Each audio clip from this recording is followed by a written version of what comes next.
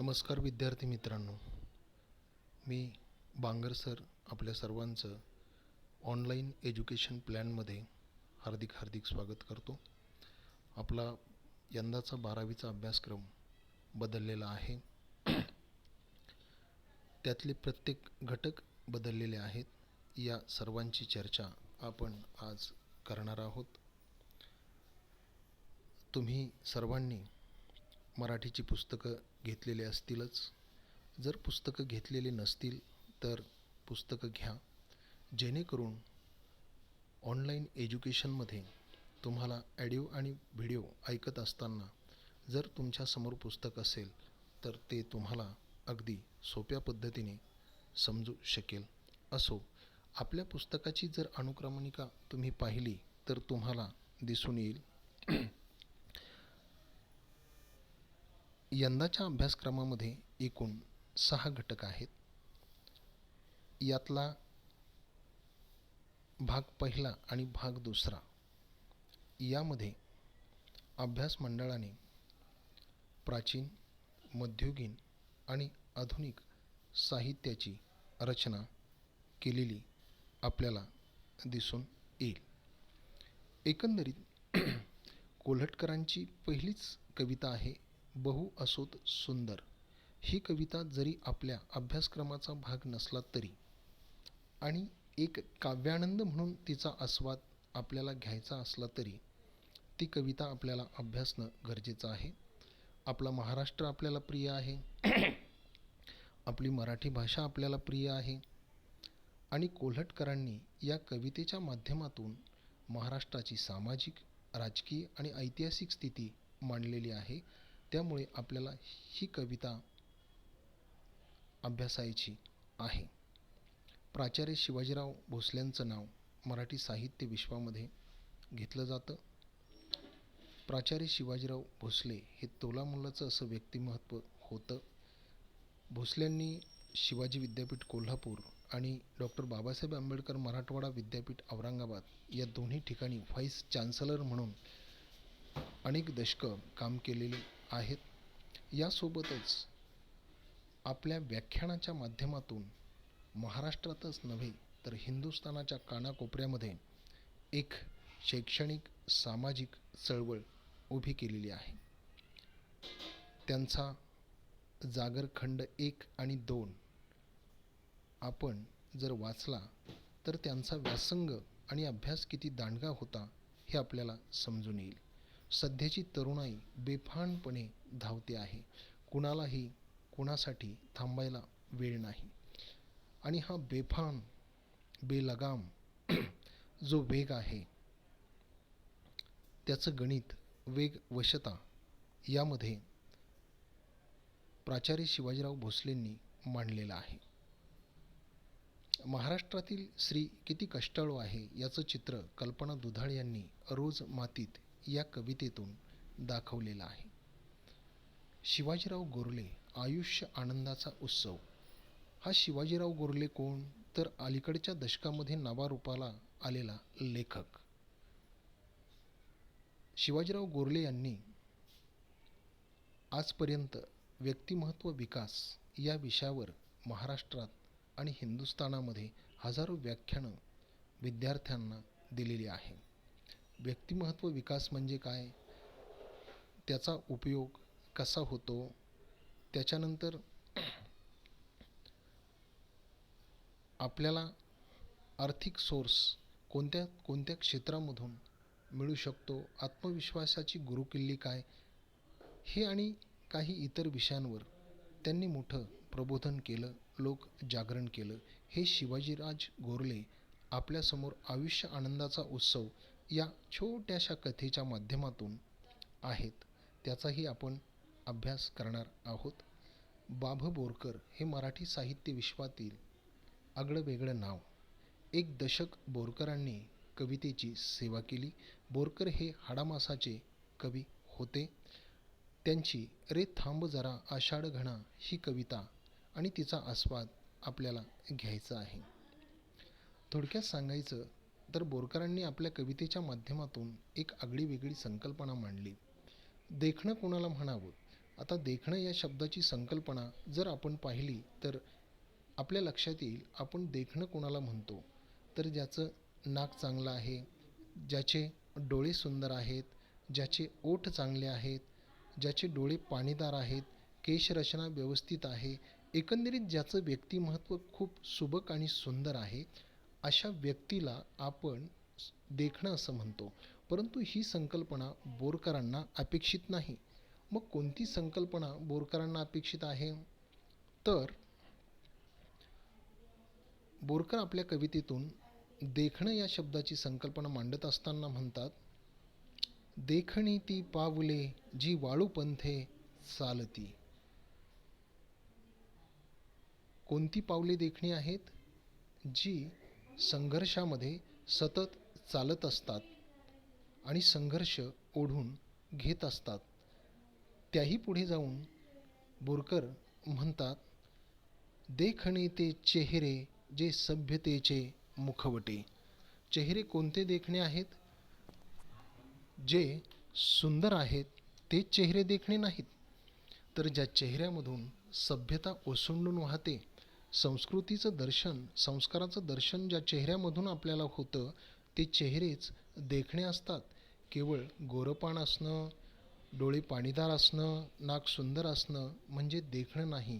तर संघर्षामध्ये जो टिकून राहतो आणि ज्याच्या चेहऱ्यातून, स्वभावातून संस्कार आणि संस्कृती ओसंडून वाहत असते, त्याला देखणं असं म्हणावं, अशी आगळीवेगळी संकल्पना मांडून मराठी साहित्य विश्वात एक धम्माल आणि कम्माल उडून देणारे बाभू बोरकर देखील रे थांब जरा आषाढ घणा या कवितेच्या माध्यमातून आपल्या समोर आहेत. विद्यार्थी मित्रांनो, सध्याचं युग जसं माध्यमांचं आहे, टेलिव्हिजनचं आहे, रेडिओचं आहे, सॅटेलाईटचं आहे, तसंच मला असं म्हणावं असं वाटतं की सध्याचं युग हे युद्धाचं आहे. आपल्या हिंदुस्थानाच्या शेजारील जे आपले शत्रू राष्ट्र आहेत, पाकिस्तान असेल, चीन असेल, नेपाळ असेल, तैवान असेल, अफगाणिस्तान असेल, या सर्व देशांची घुसखोरी आपल्या सीमेलगत नेहमी चालू असते. मग आपल्या सीमेची अहोरात्र सेवा कोण करतो? तर आपली आर्मी करते, आपले भारतीय जवान करतात. या जवानांविषयी वीरांना सलामी या नावाखाली अनुराधा प्रभुदेसाई यांनी कविता लिहिलेली आहे, त्याचाही आपण आस्वाद घेणार आहोत. कविता असेल, गीत असेल, चित्रपट असेल, ही सर्व क्षेत्र ज्यांनी आपल्या व्यासंगपूर्ण व्यक्तिमत्वातून व्यापून टाकली असे आगळेवेगळे कवी सुरेश भट आपल्यासमोर आहेत. त्यांची रंग माझा वेगळा ही कविता अभ्यासासाठी ठेवलेली आहे. रंगात रंगुनी साऱ्या रंग माझा वेगळा, गुंत्यात गुंतुनी साऱ्या पाय माझा मोकळा, असं म्हणणाऱ्या सुरेश भटांना आपल्याला अनुभवायचं आहे. गद्य उतारा यामध्ये आत्मविश्वासासारखी शक्ती नाही, हा भारतरत्न डॉक्टर बाबासाहेब आंबेडकरांचा एक गद्य उतारा अभ्यासात ठेवण्यात आलेला आहे. त्यानंतर विद्यार्थी मित्रांनो, आपण वळूयात विभाग 2 कडे. या विभागामध्ये सुद्धा कथा आणि कविता यांची सरमिसळ अभ्यास मंडळाने केलेली आपल्याला दिसेल.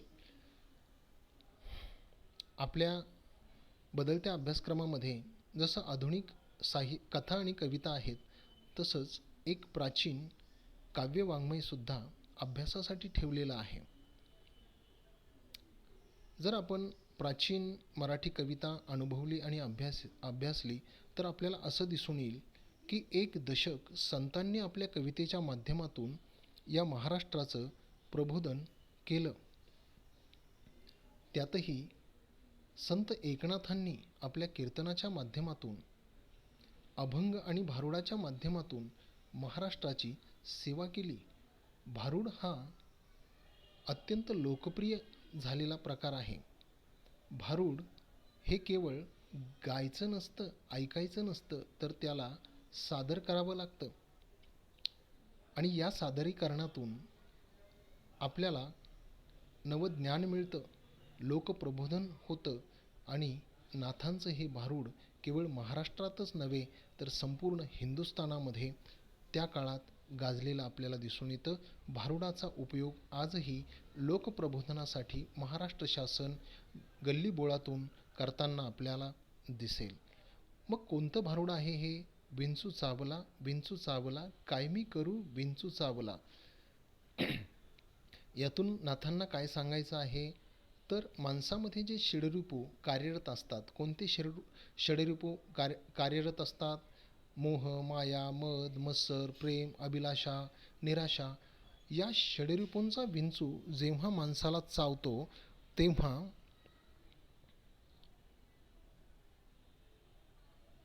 माणसामध्ये विस्कळीतपणा येतो आणि माणूस जागेवर राहत नाही. हेच नाथांनी मांडण्याचं काम विंचू चावला या अभंगातून केलेलं आहे. डॉक्टर युम पठाण हे सुद्धा मराठी साहित्य विश्वातलं एक आगळंवेगळं नाव आहे. त्यांचा रेशीमबंध हा पाठ आपल्याला अभ्यासासाठी ठेवलेला आहे. त्यानंतर वसंत आबाजी डहाके, समुद्र कोंडून पडलाय ही कविता, वसंत सबनीस यांची दंतकथा, दलित साहित्याच्या अनुषंगाने हिराताई बनसोडे आपल्यासमोर आलेल्या आहेत आणि त्यांची आरशातली स्त्री ही कविता अभ्यासासाठी ठेवण्यात आलेली आहे. मंगेश तेंडुलकर, रंगरेषा व्यंगरेषा व डॉक्टर बाळ फोंडके यांचं जयपूर पुढचे जनक हा एक गद्य उतारा अभ्यासासाठी आहे. विद्यार्थी मित्रांनो, आता वळूयात विभाग 3 कडे. या विभागामध्ये कथा एक साहित्य प्रकार व त्याचा परिचय आपल्याला करून घ्यायचा आहे. कथा म्हणजे काय? कथेचा विकास कसा झाला? कथा काळाच्या ओघामध्ये लोकप्रिय कशी होत गेली व कथेचे आजचे स्वरूप काय, या सर्वांचा सांगोपांग पद्धतीने आपल्याला अभ्यास या विभागामध्ये करता येईल. यामध्ये वपू काळे यांची शोध व डॉक्टर प्रतिमा इंगोले यांची गढी या 2 कथेचा अभ्यास आपल्याला करायचा आहे. विद्यार्थी मित्रांनो, चला वळूयात आपण पुढच्या विभागाकडे. विभाग 4 हा विभाग पूर्णतः उपयोजित मराठीची लेखन कौशल्य या विषयाला वाहिलेला आहे. उपयोजित म्हणजे काय? तर व्यावहारिक. व्यावहारिक म्हणजे काय? तर व्यावसायिक. मराठी भाषेच्या विद्यार्थ्याला 12वी नंतर त्याला त्याची रोजीरोटी मिळावी, व्यवसाय मिळावा व व्यवहारामध्ये त्याने मिळवलेलं ज्ञान त्याच्या उपयोगाला यावं या दृष्टिकोनातून या विभागाची रचना अभ्यास मंडळाने केलेली आहे. या विभागात आपल्याला मुलाखत असेल, माहितीपत्रक असेल, अहवाल असेल व वृत्तलेखन असेल, या सर्वांचा विचार करावा लागतो. मुलाखत म्हणजे नेमकं काय? तर आज स्पर्धेच्या युगामध्ये वेगवेगळ्या परीक्षा पास झाल्यानंतर मुलाखतीला आपल्याला सामोरं जावं लागतं आणि मग मुलाखतीला गेल्यानंतर नेमकं आपण अपयशी होतो आणि आपल्या नोकरीची संधी थोडक्यात हुकते. ही हुकू नये यासोबतच आपण चांगलं मुलाखतकार व्हावं या दृष्टीने मुलाखत या घटकाचा विचार आपल्याला करावा लागतो. त्यानंतर माहितीपत्रक असेल, अहवाल असेल आणि वृत्तलेखन असेल, याचाही विचार आपल्याला करावा लागणार आहे. सध्याचं युग तर माध्यमांचं युग आहे आणि या माध्यमांच्या युगामध्ये जसा प्रिंट मीडिया कार्यरत आहे तसाच इलेक्ट्रॉनिक मीडियासुद्धा कार्यरत आहे आणि अलीकडच्या काळामध्ये वेब पत्रकारिता, इंटरनेट पत्रकारिता, ई जर्नलिझम ही संकल्पना रूढ झालेली आहे. मग या सर्व माध्यमामध्ये काम करण्याची संधी आपल्याला वृत्तलेखन एक कला हा घटक शिकून मिळू शकते. ही मिळाल्यानंतर आपण पैसाही कमवू शकतो व नावलौकिक देखील मिळवू शकतो. त्यासाठी आपल्याला का, केव्हा, कधी, कुठे आणि कसे आणि का या 6 प्रश्नांची उत्तरे बातमीच्या माध्यमातून देता आली पाहिजे. अगदी हसत खेळत हा विभाग शिकण्यासारखा आहे. चला वळूयात विद्यार्थी मित्रांनो पुढच्या विभागाकडे. हा विभाग आहे व्याकरण आणि लेखन. काय म्हणजे व्याकरण, काय म्हणजे भाषा, भाषा अगोदर की व्याकरण अगोदर, भाषेमध्ये व्याकरणाची भूमिका काय असते, त्याचा परिचय आणि सविस्तर चर्चा आपल्याला यामध्ये करायची आहे. व्याकरणामध्ये वाक्यप्रकार, वाक्यरूपांतर, समास, वेगवेगळे प्रयोग, अलंकार यांचा विचार करण्याबरोबरच किंवा यांचा अभ्यास करण्याबरोबरच स्वतंत्ररित्या निबंध लेखन याचा विचार करावा लागणार आहे. निबंधाचे एकूण 6 प्रकार आहेत. या 6 प्रकारातील निबंध लिहित असताना त्यातील भाषा, त्यातील शब्द, त्यातील परिच्छेद आणि त्यामध्ये वापरावयाचे लेखनाचे नियम या सर्वांचा विचार आपल्याला निबंध लेखन यामध्ये करावा लागणार आहे. शेवटचा विभाग आहे परिशिष्ट. हा विभाग जरी आपल्याला परिशिष्ट म्हणून दिला गेला असला तरी तो सुद्धा आपल्या अभ्यासाचा एक महत्त्वपूर्ण भाग आहे आणि परीक्षेमध्ये त्याचा उपयोग आपल्याला होणार आहे. विशेषतः 12वीच्या परीक्षेसोबतच मराठी विषयाचा पेपर सोडवण्यासोबतच जेव्हा जेव्हा आपण महाराष्ट्र लोकसेवा आयोग, केंद्रीय लोकसेवा आयोग व तत्सम स्पर्धा परीक्षांना सामोरे जातो व जेव्हा मराठी विषयाचा संबंध येतो तेव्हा त्या ठिकाणी आपल्याला पारिभाषिक शब्द, साहित्यिकांची नावं, त्यांनी निर्माण केलेल्या साहित्यकृतींची नावं या सर्वांचा विचार करावा लागतो. त्यासोबतच वेगवेगळे शब्दार्थ आहेत, वाक्प्रचार आहेत, म्हणी आहेत व उखाणे आहेत. या सर्वांचा जर अभ्यास आपल्याला नसेल तर आपण त्या ठिकाणी काहीसुद्धा लिहू शकत नाहीत, काही देखील आपल्याला येत नाही. म्हणून या सर्वांचा अभ्यास व्हावा या दृष्टीने हा घटक अत्यंत महत्त्वाचा आहे. ब्रिटिश आले आणि राज्यकर्ते बनले, परंतु ब्रिटिशांनी आपल्याला काही कला दिल्या, ज्ञान दिलं आणि त्याचाच परिपाक म्हणून पारिभाषिक शब्दसुद्धा ब्रिटिशांनी आपल्याला दिलेले आहेत. हा सर्व पारिभाषिक शब्दांचा इतिहास आणि स्वरूप आपल्याला यातून समजावून घेता येईल. विशेषतः हे सर्व घटक आपल्याला कृती आधारित आहेत. विषय शिकवल्यानंतर त्या विषयाला कृतीच्या माध्यमातून आपल्याला पडताळून पाहावं लागेल आणि त्याची उत्तरे आपल्याला मिळवावी लागतील. आपला विषय एकूण 100 गुणांचा आहे. त्यामध्ये लेखी परीक्षा 80 मार्काची व 20 गुणांची मुलाखत असे मिळून एकूण 100 गुणांची परीक्षा कृती आधारित राहणार आहे. सर्वांना 12वीसाठी शुभेच्छा देतो. ऑनलाईन एज्युकेशनसाठी सुद्धा शुभेच्छा देतो आणि या ठिकाणी थांबतो. धन्यवाद.